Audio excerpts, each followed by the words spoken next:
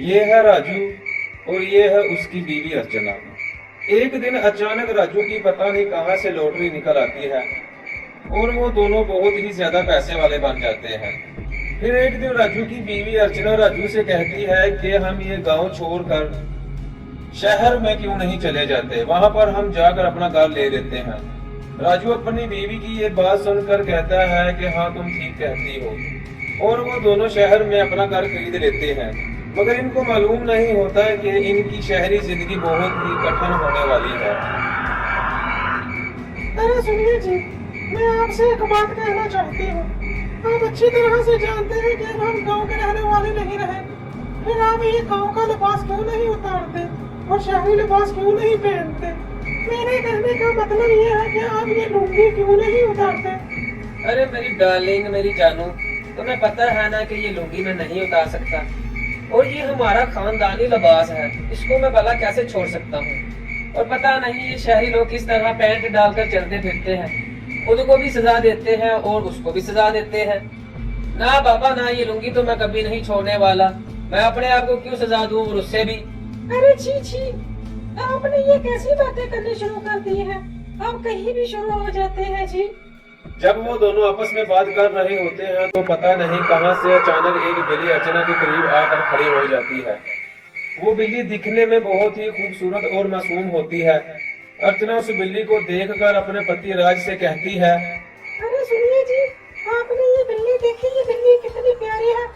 मैं इस बिल्ली को अपने साथ घर लेकर जाऊंगी और इस बिल्ली का बहुत ख्याल रखूंगी। मुझे बिल्लियाँ बहुत ही अच्छी लगती हैं। अरे नहीं नहीं, हम ये बिल्ली नहीं रखने वाले। तुम्हें पता है ना कि बिल्लियाँ बहुत ही ज्यादा मनहूस होती हैं और ये घर में बहुत ही ज्यादा गंद डालती है और ये कहीं भी मूत जाती है। इस वजह से ना पापा ना हम कोई बिल्ली बिल्ली नहीं रखने वाले। अरे मान जाएगा, आपको पता है ना कि जब आप काम के लिए चले जाते हैं तो मैं घर में बिल्कुल अकेली पड़ जाती हूँ, और वैसे भी हमारा वहाँ पर कोई पड़ोसी तो रहता नहीं। इस वजह से मैं आपसे कह रही हूँ कि ये बिल्ली मुझे रखने दे, मेरा दिल लगा रहेगा इसके साथ। अच्छा डार्लिंग, तुम बोल रही हो तो रख लो इसी बिल्ली को, मगर तुम एक चीज का ख्याल रखना, ये बिल्ली घर में ज्यादा गंद न डाले। फिर वो दोनों बिल्ली को लेकर वहां से अपने घर चले जाते हैं। और जब रात होती है तो राज को बहुत ही ज्यादा नींद आई होती है। वो जब सोने के लिए अपने कमरे में आता है तो देखता है कि अरे डार्लिंग, ये बिल्ली बिस्तर पर क्या कर रही है? इस बिल्ली को यहाँ से हटाओ, मैंने सोना है। अरे डार्लिंग, ये बिल्ली तो आज मेरे साथ ही इस बिस्तर पर सोएगी और आपको भी आज इस बिल्ली के साथ ही इस बिस्तर पर सोना पड़ेगा। अरे डार्लिंग, ये तुम क्या कह रही हो? ये नहीं हो सकता और मैं इस बिल्ली के साथ नहीं सोऊंगा। तो ठीक है जानू, फिर आप आज ऐसा करें कि बाहर सोफे पर सो जाए। मैं कल इस बिल्ली के सोने का इंतजाम दूसरी जगह पर कर दूंगी और ये बिल्ली आज मेरे साथ इस बिस्तर पर ही सोएगी। राजू अपनी पत्नी की ये बात सुनकर बहुत ही हैरान होता है, मगर उसे नींद बहुत ही ज्यादा आई होती है। वो अपनी पत्नी की इस बात पर ज्यादा गौर नहीं करता और बाहर सोने के लिए चला जाता है। अभी राजू को सोए हुए कुछ ही घंटे गुजरते हैं तो अचानक राजू की आंख खुल जाती है और वो देखता है कि उसकी पत्नी हाथ में खाना लेकर अपने कमरे की तरफ जा रही होती है। राजू ये देखकर बहुत ही परेशान होता है और कहता है, अरे इतनी रात के मेरी पत्नी खाना लेकर किसके लिए जा रही है? आज से पहले तो मेरी पत्नी को कभी भी इस वक्त भूख नहीं लगी। फिर राजू की नजर अचानक घड़ी की तरफ पड़ती है तो घड़ी में रात के 2 बज रहे होते हैं। राजू ये देखकर और भी ज्यादा परेशान और चिंता करने लग पड़ता है। फिर राजू वहां से उठकर अपने कमरे की तरफ बढ़ता है और कमरे के बाहर जाकर खड़ा हो जाता है। वो छुप कर अपने कमरे के अंदर देखता है तो उसकी पत्नी वो खाना बिल्ली को दे रही होती है और राजू के देखते देखते ही वो बिल्ली एक चुड़ैल का रूप अख्तियार कर लेती है। जब राजू उस बिल्ली को एक चुड़ैल का रूप अख्तियार करते हुए देखता है तो राजू की आंखें फटी की फटी रह जाती है। जब राजू अपनी पत्नी की तरफ देखता है तो राजू की पत्नी की आंखें अंदर से सुर्ख पड़ी होती है। राजू ये देखकर समझ जाता है कि मेरी पत्नी बिल्लीनुमा चुड़ैल के वश में आ चुकी है। फिर जब राजू उन दोनों को देख रहा होता है तो वो बिल्लीनुमा चुड़ैल जोरों जोरों से हंसना शुरू कर देती है और हंसते हंसते राजू की पत्नी से कहती है कि अरे अर्चना, अब तुम मेरे वश में आ चुकी हो और अब तुम मेरे गुलाम हो और जो कुछ भी मैं तुम्हें कहूंगी वो तुम्हें मानना ही होगा।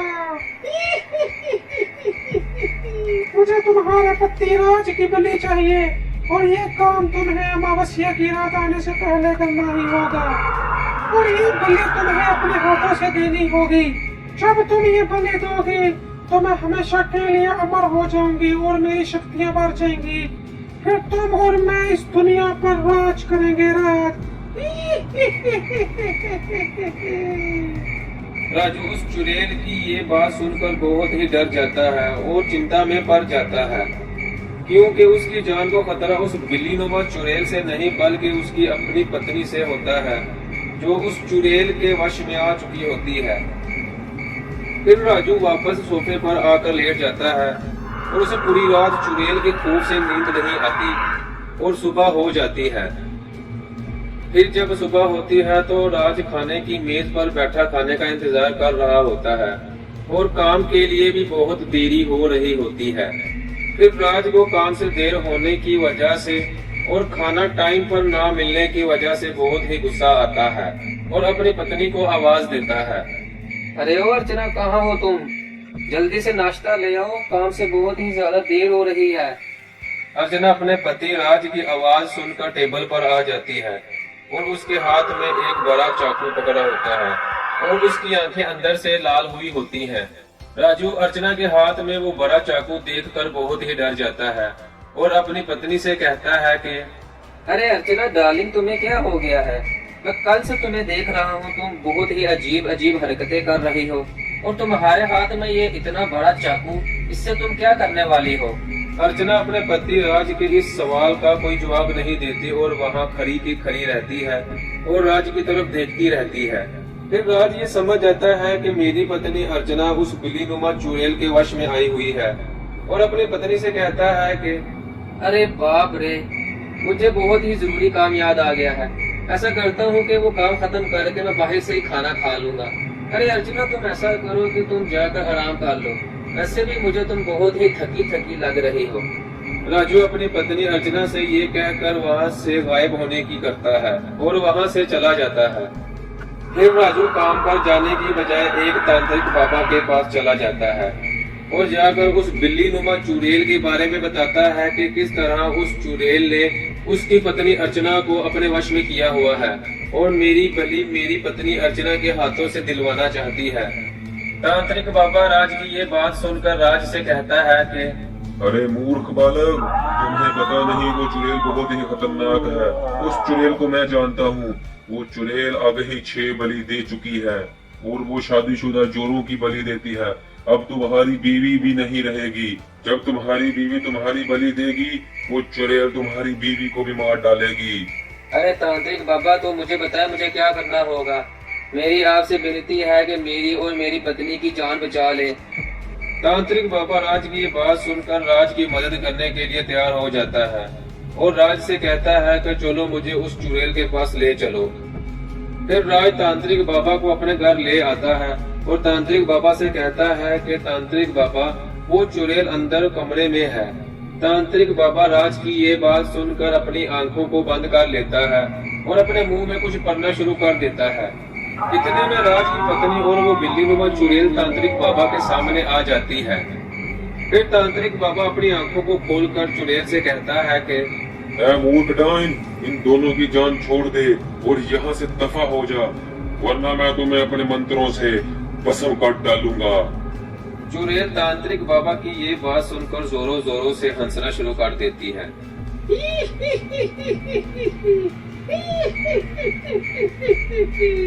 अरे तांत्रिक, तू मेरा कुछ भी नहीं बिगाड़ सकता और तू मुझे अमर होने से नहीं रोक सकता। मैं तुम्हें कहती हूँ कि तुम्हें अपनी जान प्यारी है तो यहाँ से चले जाओ।